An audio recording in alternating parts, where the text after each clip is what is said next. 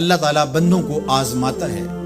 پرکھ کرتا ہے، امتحان لیتا ہے، طرح طرح کی نعمتوں سے اسے مالا مال کرتا ہے، کاروبار وسیع ہو جاتا ہے، اس کے لیے دولت کے انبار لگ جاتے ہیں، دنیاوی مال و اسباب اس کے لیے جمع ہو جاتا ہے، منصب ملتا ہے، عہدہ ملتا ہے، اقتدار ملتا ہے، شان و شوکت ملتی ہے، لوگوں کے دلوں میں اس کا گھر بنتا ہے، تو اس کے ذہن میں یہ بات آتی ہے کہ میرے رب نے مجھے جو عزت دی ہے میں اس کا استحقاق رکھتا تھا، اور میں اگر اس لائق نہ ہوتا تو مجھے کیوں نوازا جاتا، تو گویا میرا رب میرے اوپر راضی ہے۔ اور پھر جب محفل نعت میں مہمان خصوصی بھی بن گئے تو پھر تو ان کے نفس کو اور تسکین مل گئی۔ جب پیر صاحب نے بھی ان کو ہی اہمیت دی تو پھر انہیں لگا کہ واقعہ ہی ہمارا رب ہم پہ راضی ہی ہے، تبھی تو ہمیں مذہبی طبقوں کے اندر بھی اہمیت مل رہی ہے، حالانکہ وہ جانتے ہیں کہ ہم نے یہ دولت کیسے حاصل کی ہے، وہ جانتے ہیں کہ ہمیں سجدے کی توفیق نصیب نہیں ہے، وہ جانتے ہیں کہ آج اس محفل میں مہمان خصوصی سے تو کل ہم شراب خانے میں تھے، انہیں پتہ ہے، لیکن اس کی طرف توجہ نہیں جاتی، سوچتے نہیں ہیں، بلکہ وہ یہ سمجھتے ہیں کہ ہمیں یہ جو عزت مل رہی ہے یہ اللہ تعالیٰ کی طرف سے ہماری کسی قبولیت کی وجہ سے یہ عزت ہے، حالانکہ یہ ان کی آزمائش تھی، ان کا امتحان تھا۔ دوسری بات، وَأَمَّا إِذَا مَبْتَلَاهُ، اور جب اللہ اس کو آزماتا ہے، فَقَدَرَ عَلَيْهِ رِزْقَهُ، اور اس کے رزق کو تنگ کرتا ہے، اس کو آزمائش کی بھٹی میں ڈالتا ہے،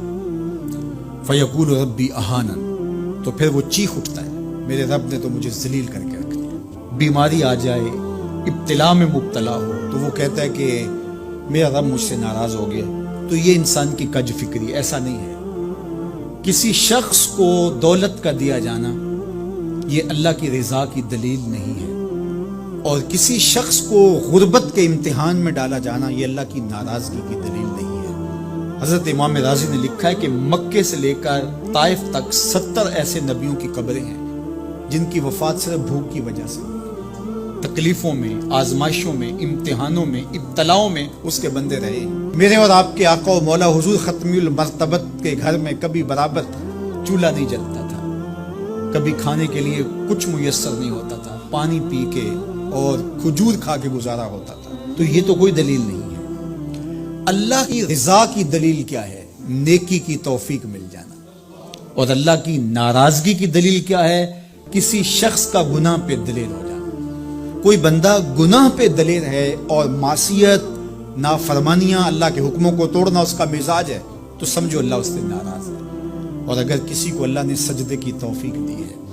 کسی کو اللہ نے اپنے راستے میں خلوص کے ساتھ خرچ کرنے کی توفیقات عطا کی ہے، حلال حرام کی تمیز اس کو عطا کر دی گئی ہے، تو پھر سمجھ لو کہ اللہ اس پہ راضی ہے۔ باقی رہی بات کہ کسی کو دولت کا زیادہ دیا جانا، کسی کو کم دیا جانا، تو یہ آزمائش ہے۔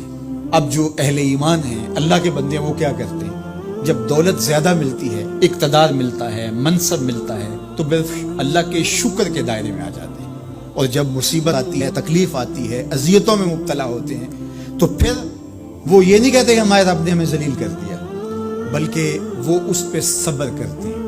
اور اللہ کے حضور دعائیں کرتے ہیں، التجائیں کرتے ہیں کہ مالک تو نے جو جس آزمائش میں ڈالا ہمیں پورا اترنے کی توفیق نصیب فرما، ہماری سفید پوشی کا بھرم نہ ٹوٹے، اور ہمیں اس مشکل وقت سے بچانا کہ جب ہماری یہ غربت ہمیں کفر تک لے جائے، اور جب ان کو دولت مندی دی جاتی ہے تو وہ ڈرتے ہیں کہ اللہ ایسا نہ ہو کہ یہ دولت ہمیں فرعون بنا دے،